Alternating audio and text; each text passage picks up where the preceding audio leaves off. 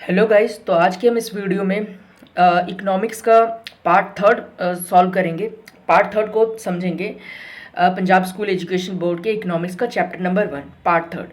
तो आज के वीडियो में हम क्या समझेंगे? आज के वीडियो में हम जीडीपी के बारे में समझेंगे। ठीक है, जीडीपी क्या होता है, ठीक है, और इसके टाइप्स क्या होते हैं। जीडीपी पता होने से क्या पता लगता है किसी भी कंट्री के बारे में, तो ये सारी इन्फॉर्मेशन हम आज की इस वीडियो में समझेंगे। ठीक है, तो जीडीपी देखिए, जीडीपी की फुल फॉर्म होती है ग्रॉस डोमेस्टिक प्रोडक्ट। ठीक है, जिसे हम बोलते हैं सकल घरेलू उत्पाद।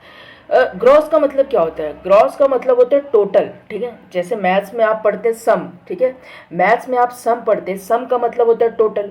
उसी तरीके से इकोनॉमिक्स की भाषा में ग्रॉस, ग्रॉस का मतलब होता है टोटल। ठीक है, डोमेस्टिक, डोमेस्टिक का मतलब होता है घरेलू। ठीक है, और प्रोडक्ट, प्रोडक्ट का मतलब होता है उत्पाद, यानी कि कोई भी सामान। तो जीडीपी का फुल फॉर्म होता है ग्रॉस डोमेस्टिक प्रोडक्ट। अब इसके हम डेफिनेशन को समझते हैं कि एक्चुअली में क्या होता है जीडीपी। ठीक है, तो बोल रहे the final value of goods and services in a country in a year is called GDP. देखो क्या बोल रहे हैं, एक देश के अंदर, एक देश के अंदर किसी भी तरह की गुड्स या फिर सर्विसेज जो होती हैं, उसके फाइनल गुड को, उसकी फाइनल वैल्यू को ही हम लोग क्या बोलते हैं? जीडीपी बोलते हैं। ठीक है, और आसान भाषा में इसको समझते हैं कि एक साल में किसी देश में उत्पादित वस्तु प्लस सेवा के अंतिम मूल्य को जीडीपी कहते हैं। अब इसको हम तोड़ के समझते हैं। सबसे पहले क्या बोल रहा है? एक साल। ठीक है, ये तो समझना आसान है, एक साल। अब बोल रहे in a political boundary of a country. Political boundary of country का मतलब क्या है कि जैसे मान लीजिए ये भारत की सीमा है। ठीक है, यानी कि भारत की बाउंड्री है।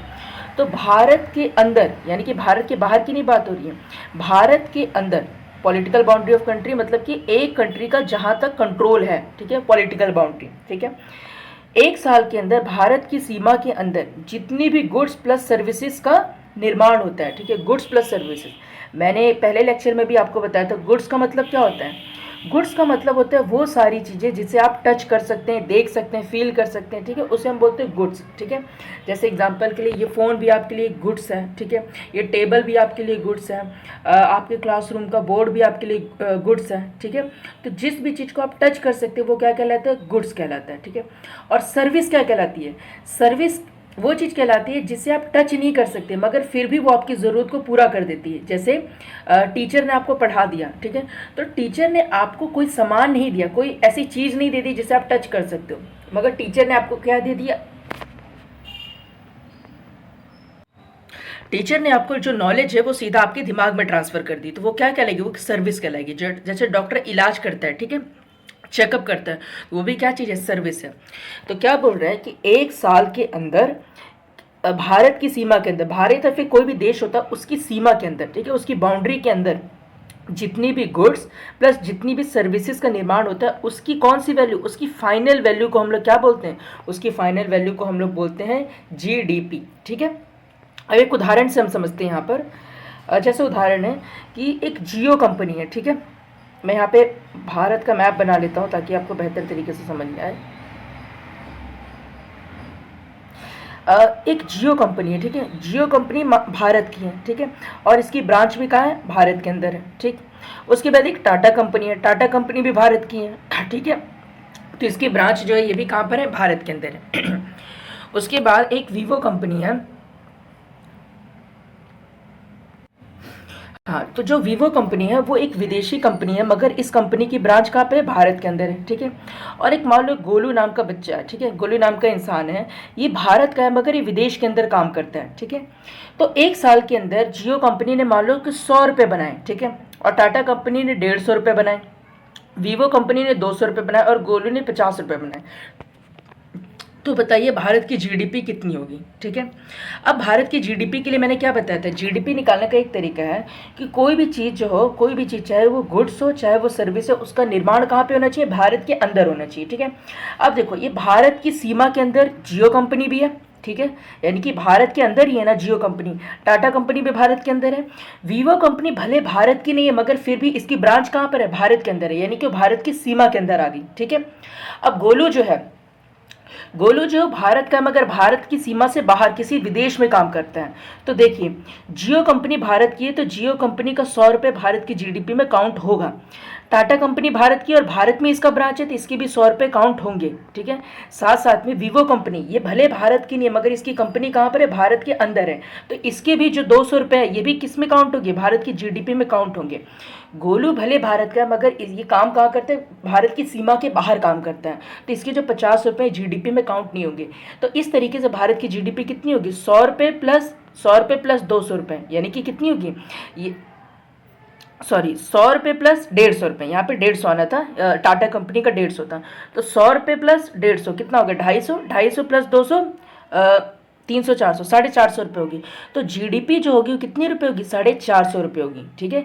ये बात आपको समझ में आई, क्योंकि यहाँ पे देखो 4 चीज़ें कह रही हैं। यहाँ पे जीडीपी के लिए पहली चीज़ तो क्या होनी चाहिए कि एक वर्ष में जीडीपी निकाली जाती है। दूसरी क्या, कोई भी कंपनी, कोई भी जो जॉब करता है, कोई भी इंसान, वो सब कहाँ पे होने चाहिए, भारत की सीमा के अंदर होने चाहिए, ठीक है। चाहे वो विदेशी इंसान हो, चाहे भारत का इंसान हो, बस होना कहाँ चाहिए, भारत की सीमा के अंदर, ठीक है। और तीसरी चीज़ क्या बोलो, जितनी भी गुड्स और सर्विसेज का निर्माण होता है, आप जितनी भी चीज़ों का इस्तेमाल करते हो वो या तो गुड्स होती है या फिर सर्विस होती है, ठीक है। आप कुछ भी चीज़ ले लो, चाहे आप अपनी नोटबुक ले लो, नोटबुक क्या एक गुड्स है, ठीक है। पेंसिल क्या एक गुड्स है, आप जिस फ़ोन से ये लेक्चर देख लो वो भी क्या गुड्स है, ठीक है। मगर जो मैं पढ़ा रहा हूँ ये क्या चीज़ है, ये एक सर्विस है। तो जिस भी चीज़ को आप इंजॉय करते हो अपनी ज़रूरत को पूरा करने के लिए, वो या तो गुड्स होती है फिर सर्विस होती है। और उसकी क्या बोल रहे हो, उसकी फाइनल वैल्यू बोल रहे हैं। फाइनल वैल्यू मतलब क्या, जैसे मान लीजिए कि आप समोसे खरीदने जाते हैं, ठीक है। तो समोसे में मान लीजिए कि 2 रुपये की लगी क्या चीज़, चटनी लगी, ठीक है। 2 रुपये का उसमें आलू लगा, ठीक है। मान लीजिए 1 रुपये का मैदा लगा, ठीक है। मान लीजिए 1 रुपये का उसमें तेल लगा, ठीक है। तो उसकी टोटल वैल्यू कितनी होगी, 2 + 2 4 5 1 6 रुपये का हो गया समोसा, ठीक है। अब ये जो 6 रुपये का समोसा है, अब दुकानदार आपसे थोड़ी ना बोलता कि 2 रुपये का इसमें आलू लगा है, 2 रुपये का तेल लगा है, 1 रुपये का मैदा लगा है, 1 रुपये की चटनी है, वो ऐसे नहीं बोलता ना।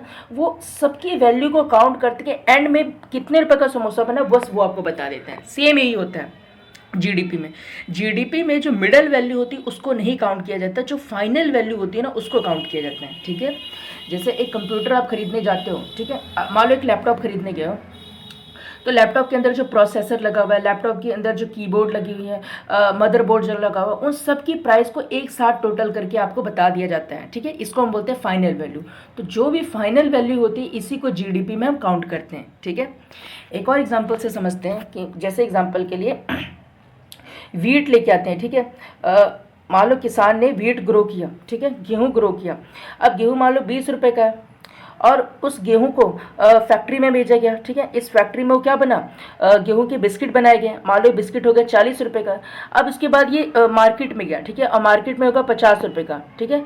तो इस 50 रुपये के बिस्कुट को आपने खरीद लिया, तो जीडीपी में काउंट कौन सा होगा, फाइनल वैल्यू काउंट होगा। ये वीट का 20 रुपये नहीं काउंट होगा, 40 रुपये नहीं काउंट होगा, एंड में जो प्रोडक्ट बना जिसके पास पहुंचा, 50 रुपये का प्रोडक्ट आपके पास पहुंचा, तो इसे कहेंगे फाइनल वैल्यू। ये फाइनल वैल्यू जीडीपी में हमारे काउंट होगी, ठीक है।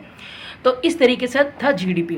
तो जीडीपी का मतलब क्या था कि एक सीमा के अंदर, ठीक है, भारतीय सीमा के अंदर जितनी भी गुड्स प्लस जितनी भी सर्विसेज का निर्माण हुआ है उसकी फाइनल वैल्यू को जब हम प्लस कर देते हैं तो उसी को हम लोग क्या बोलते हैं, जीडीपी बोलते हैं, ठीक है। तो यहाँ तक आपको ये समझ में आ गया होगा। अब हम जीडीपी के टाइप्स के बारे में समझते हैं, ठीक है। तो जीडीपी का जो पहला टाइप है इसको हम बोलते हैं जीएनपी। देखिए ये बिल्कुल सिंपल सी चीज़ है जीडीपी से। बस देखो जीएनपी में क्या होता है, जितनी भी भारत की चीज़ें होती हैं उसको हम लोग प्लस करते हैं, विदेशी की सारी चीज़ों को हम लोग माइनस कर देते हैं, ठीक है। यानी कि क्या, this money is use for the Nations work, it only include the income of Indians. GNP में सिर्फ भारतीयों के इनकम को ही शामिल किया जाता है। भारत की कोई कंपनी है, भारत का कोई इंसान है, उसकी इनकम को हम लोग प्लस कर लेंगे, मगर विदेशी कोई कंपनी है, विदेशी कोई भारत के अंदर कमा रहा है, उसके इनकम को हम लोग काउंट नहीं करेंगे, ठीक है। बिल्कुल सिंपल है। जीडीपी में देखो क्या था जीडीपी में सब कुछ काउंट हो जाता है, चाहे वो इंडियन हो चाहे वो फॉरेन हो, चाहे इंडियन हो चाहे फॉरेन हो, बस होना कहाँ चाहिए, भारत की सीमा के अंदर वो बिजनेस होना चाहिए, या फिर वो चाहे वो कमा रहा हो तो भारत की सीमा के अंदर कमाना चाहिए। मगर जीएनपी में ऐसा नहीं होता है। जीएनपी में फॉरेन वालों को हम लोग माइनस कर देते हैं, सिर्फ इंडियन वालों को प्लस करते हैं, ठीक है। इसी उदाहरण से हम समझते हैं यहाँ पर। इसी उदाहरण से जैसे मान लीजिए जियो की कंपनी भारत की थी, इसके 100 रुपये प्लस होंगे जीएनपी में। टाटा कंपनी भी भारत की थी, इसके भी 150 रुपये प्लस होंगे। देखो जो वीवो कंपनी थी, ये भले इसकी ब्रांच भारत में थी, मगर ये कंपनी कौन सी थी, ये कंपनी थी फॉरेन, तो इसके जो 200 रुपये हो गए ये प्लस नहीं होंगे, ठीक है ना। गोलू गोलू जो है भले विदेश में काम कर रहा है, मगर ये इंसान कहाँ का है, ये नागरिक है भारत का, तो इसके भी 50 रुपये काउंट होंगे। यानी कि भारत के चाहे कोई भी कंपनी हो, चाहे कोई भी इंसान हो, उसकी जितनी भी इनकम होगी काउंट होगी, चाहे वो कंपनी या वो इंसान भारत के अंदर हो चाहे भारत के बाहर हो। तो ये 100 रुपये जियो के, 150 रुपये किसके, टाटा के, और गोलू के 50 रुपये हैं, ठीक है। तो 100 रुपये प्लस 150 रुपये प्लस 50 रुपये, तो 300 रुपये हमारी क्या कहलाएगी, जीएनपी कहलाएगी। और जीडीपी क्या कहलाएगी, 450 रुपये, ठीक है। तो इतनी सी बात याद रखना है, जीडीपी में विदेशी प्लस भारतीय दोनों की इनकम को हम लोग काउंट कर लेते हैं, मगर जीएनपी में हम लोग क्या करते हैं, जीएनपी में सिर्फ भारतीय की इनकम को ही काउंट किया जाता है, ठीक है। तो यहाँ तक आपको समझ में आ गया होगा जीडीपी और जीएनपी में क्या फ़र्क होता है। अब हम तीसरे टाइप के बारे में बात करते हैं। जो तीसरा टाइप है इसको हम लोग बोलते हैं एनएनपी। एनएनपी मतलब नेट नेशनल प्रोडक्ट, ठीक है। अब देखिए एनएनपी क्या चीज़ होता है, जब हम जीएनपी में से डी माइनस कर देते हैं तो हमारे पास एनएनपी आता है, ठीक है। जीएनपी में से जब हम माइनस कर देते हैं डी तो हमारे पास क्या चीज़ आता है, हमारे पास एनएनपी आता है, ठीक है। नेट नेशनल प्रोडक्ट, शुद्ध राष्ट्रीय आय। अब ये क्या चीज़ होता है समझो। मान लीजिए कि आपकी जो जीएनपी थी, अभी मैंने ऊपर बताया ना, जीएनपी कितनी आई थी, 300 रुपये आई थी, ठीक है। अब मान लीजिए आपका कोई बिजनेस है, एग्जाम्पल के लिए से सपोज कीजिए आपका कोई बिजनेस है, ठीक है।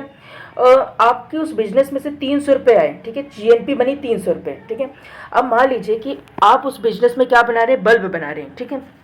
अब उस बल्ब में से मान लीजिए 20 रुपये का नुकसान हो गया, तो 300 रुपये की आपके तो बिजनेस था, उसमें से 20 रुपये का नुकसान हो गया, तो 20 रुपये तो वो कोई मुनाफा देगा नहीं, तो 20 रुपये क्या कहलाएगा, डेप्रीशिएशन कहलाएगा, टूट फूट कहलाएगा, ठीक है, मूल्यह्रास जिसे कहते हैं। तो 300 रुपये में से 20 रुपये माइनस हो जाएंगे तो 280 रुपये क्या आ जाएगा, नेट नेशनल प्रोडक्ट आ जाएगा, ठीक है। ये चीज़ और आसान भाषा में इसको समझते हैं। जैसे कि मान लीजिए मेरे देश के अंदर 300 रुपये जो आया था, क्या आया था, जीएनपी आया था, ठीक है। 300 रुपये जीएनपी आया था। अब 300 रुपये जीएनपी में से मान लीजिए कि जो 50 रुपये पैसे थे, जो 50 रुपये थे वो मान लीजिए कि वेस्ट हो गए, ठीक है। इंडस्ट्री में मान लो कोई मशीन है, मशीन वगैरह ख़राब हो गई तो उससे हमें फ़ायदा नहीं हो रहा, नुकसान हो गया। तो 300 रुपये में से 50 रुपये जब हम माइनस करेंगे तो जो 250 रुपये बचेगा ना, वो नेट इनकम कहलाएगी, ठीक है, नेट नेशनल प्रोडक्ट कहलाएगा, ठीक है। तो यानी कि जीएनपी में से जितना भी पैसे का हमें नुकसान हो गया, जितना भी पैसे हमारी यूज़ का नहीं रहा है, उसको जब हम माइनस कर देते हैं तो क्या चीज़ आ जाता है, एनएनपी आ जाता है, ठीक है। इसे हम बोलते हैं एनएनपी।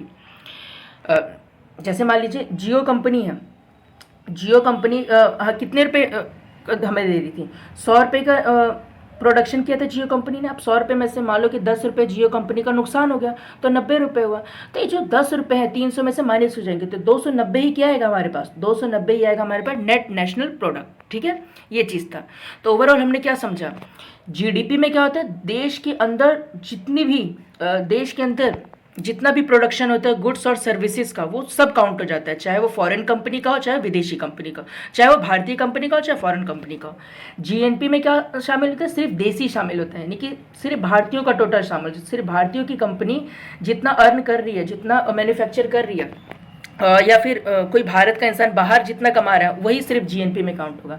एनएनपी में क्या काउंट होता है, जीएनपी जितनी आई है, जीएनपी में से जो भी पैसा नुकसान हो गया, डेप्रीशिएशन हो गया, उसको जब हम माइनस कर देते हैं तो हमारे पास क्या आ जाता है, एनएनपी आ जाता है, ठीक है। तो यहाँ तक हमने इस वीडियो में समझा। तो जीडीपी और इसके टाइप्स के बारे में आपको पूरी तरीके से समझ में आ गया होगा। तो नेक्स्ट वीडियो में हम नेक्स्ट टॉपिक को कवर करेंगे। तब तक के लिए थैंक यू वेरी मच।